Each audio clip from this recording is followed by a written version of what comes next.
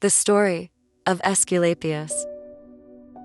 There was a maiden in Thessaly named Coronis, of beauty so surpassing that Apollo loved her. But strangely enough, she did not care long for her divine lover.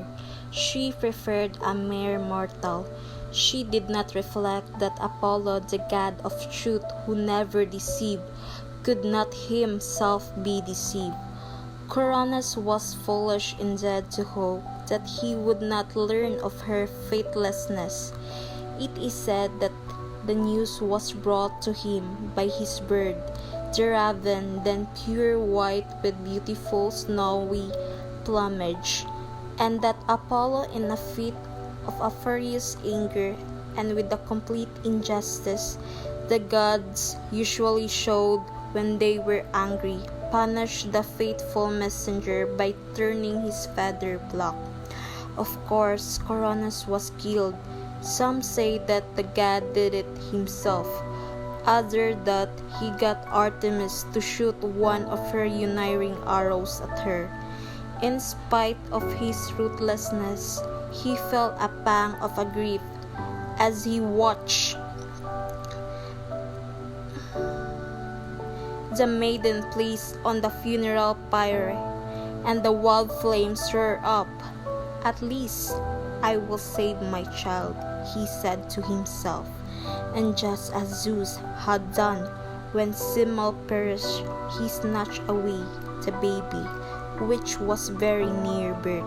He took it to Chiron, the wise and kindly old centaur, to bring up in his cave on Mount Pelion, and told him to call the child of Aesculapius. Many notables had given Chiron their son to rear, but all his pupils, the child of dead Coronis, was dearest to him. He was not like other lads forever running and bent on sports. He wanted most of all to learn whatever his foster father could teach him about the art of healing, and that was not little. Chiron was learned in the use of herbs and gentle incantation and cooling position, but his pupils surpassed him. He was able to give aid in all manners of maladies. However came to him suffering, whether from wounded limbs or bodies wasting away with disease. Even those who were sick unto death he delivered from their torment. He was a universal benefactor, and yet he too drew down on himself the anger of the gods, and by the sin the gods never forgive.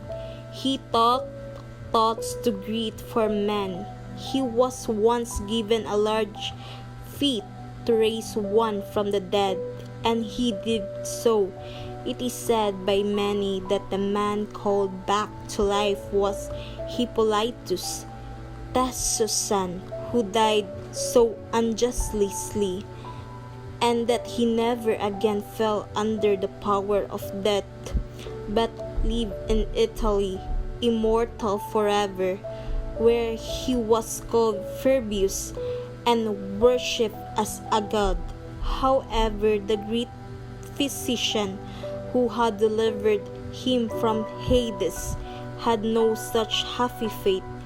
Zeus would not allow a mortal to have power over the dead, and struck Aesculapius with his thunderbolt and slew him. Apollo, in great anger at his son's death, went to Athena, where the Cyclops forgave the thunderbolts and killed with his arrows.